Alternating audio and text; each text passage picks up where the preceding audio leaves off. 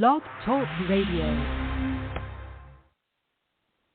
Good evening and welcome to Black Conservative Talk Radio, where we're always right, never left. We put God first and politics second. I'm your host, Chauncey Brown. Welcome to the show. Tonight, we're honored and proud to have in the studio a mother, a political activist, and vice president of the Frederick Foundation in North Carolina. Valerie Johnson is an extraordinary woman with extraordinary organizational talents and a will to right the wrongs that is transpiring in our country today. We are not only proud, but we are blessed to have her in the studio. Without any further ado, let me welcome into the studio Miss Valerie Johnson. Good evening, ma'am. How are you? Well, hello, Chauncey. I am doing well. Thank you so much for having me. I am honored myself. Thank you so much, Valerie. Talk a little bit about your background and talk a little bit about how you got involved in politics and how you became the vice president of the FDF Foundation of North Carolina. Okay, well, I'll definitely give you the short version. I always start off by saying I wish someone would have said to me it was easier to get into politics as opposed to it is to get out. So, well said. Well said. Well, I love what I do. Are you? Can you hear me okay? Yes, ma'am. Go ahead. We're good. Oh, okay. So, yeah, I love what I do. I'm very passionate. I started, in the church, in the helps ministry. I had recently moved here from Charlotte. I'm originally from the Midwest. I moved to the South in 1993, and I was relocating to the Durham area. I came here kind of kicking and screaming. I became a Republican, I want to say when I was 25 years old. I'm not going to say how old I am now, but it's been a couple decades. Valerie, this is your show, but be nice, Valerie. Don't start with me. I guess my audience can tell. Yes, and I guess my audience can tell already that, yes, Valerie and I are very good friends. But I'll let you continue, Valerie. Go ahead. Well, yeah, and so the church that I attended in Charlotte, which was about 95% black pastor, and we had a large membership, close to 5,000 members, and he was a starch Republican conservative. You would think that, being a man of God, and amen. But we would always get information during election time. He wouldn't tell us who to vote for, but he sure made sure that we knew what they stood for. And sometimes the candidates who were good friends with him would come. So anyway, long story short, I began to say, let me take a second look at this, because usually you hear most blacks when they find out you're conservative Republican, they'll say, well, how did that happen? Because it's just a stigma or a stereotype, if you will, that all blacks are going to be Democrats. And that's pretty much what I was told by my grandmother. We vote Democrats. Democrats are for blacks. But I kind of looked at the platform as anyone else who's doing research and said, wait, I don't agree with that. That doesn't line up with my biblical beliefs and standards and morals. So, yeah, it wasn't a difficult decision at all. I immediately became a registered Republican, and from there began to educate myself on history and the importance of how I voted every year. So I wasn't active in the Charlotte area. I think that was kind of my preparation and education time. And then I moved here in Durham to the Raleigh-Durham area and just was surprised because I thought, oh, okay, I'm at a new church. They think the same way I think, and that was to the contrary. I kind of struggled a little bit. I, got the side eye from people when I mentioned around election time, I was going to vote for the local Republican or the Republican president. And, of course, my pastor agreed, but, I got a lot of grief from minorities in my church. There was a few that stood, but, So anyway, received a letter from the Durham GOP about, hey, did you know there was 1,000 registered Republicans in your area come to this meeting? So from there, once I attended that meeting, connected with some folks, met a mentor. Not less than a year, I ended up working for Governor McCrory, Pat McCrory, and his administration for 3 years. And, I worked as boards and commissions administrator, met a lot of people across the state, got involved with local races. Chauncey, if you've been involved, if you're a volunteer, you do something for free in the political arena, you always gonna have a job. So true. So true. Yeah. So true. Yeah. I like when you stated that it's easy to get involved in politics and it's hard to get out of. I'm somewhat different. My father was early Republican and a community and civil rights activist in the 60s. So I was already born and surrounded by Republicans and understand the values that the party had brought.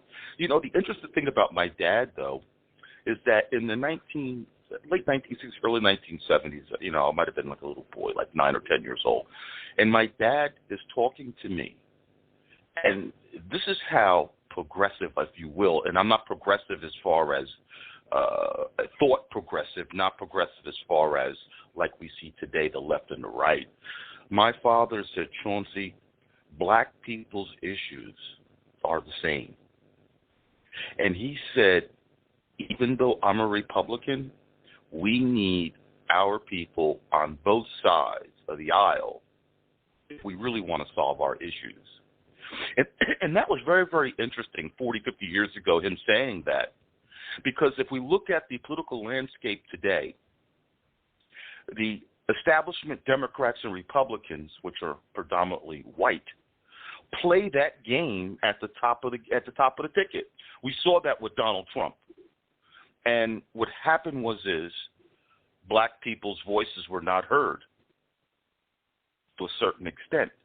But it's just ironic the insight that my dad had at that time to foresee that politics affected us no matter what party that we were in, but we needed people on both sides of the aisle that we can converse with to solve our problems. And we still have that problem today from the Democrats' identity politics, divide and conquer, character assassination, everything that Martin Luther King did not stand for, the Democrats and the left is doing today. I'll let you interject, Valerie. Go ahead.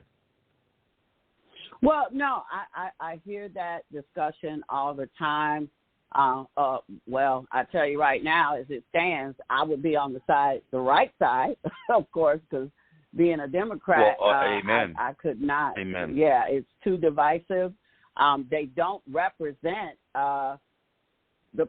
certain people, if you will, and you have this misconception that they have your best interest at heart, but that doesn't always seem to be the case. It seems like power is their ultimate goal and getting what they want and convincing others to kind of jump on their bandwagon or do their dirty work, if you will. And I'll go as far as saying that, I have some friends who've been in D.C. for decades. And one interesting thing he said that I just never forgot, and it kind of stuck in my brain, was the Democrat Party has always been this way. He said, you're just seeing the underbelly of what really goes on in the party. It's just been flipped. And they have no, what's the right word to say? no fear or there's no more hiding. They're just out in plain sight and don't care. Almost verbatim how that conversation went. Yeah. And right now, unfortunately, they own their message, and they're proud of it. The identity politics, sexual orientation. We can go down the list. And the thing is that as Republicans and conservatives in the party, we're not fighting back against this nonsense. We're allowing their message to continue, even with them having big tech and the media on their side. We're not fighting against this narrative. You and I are in the trenches, but the top part of the party is not fighting against this nonsense. And that's the sad part. And the Republican Party has a rich history of supporting and helping African Americans. As a matter of fact, they're the only party that have put policies in place to advance not only black people but all Americans.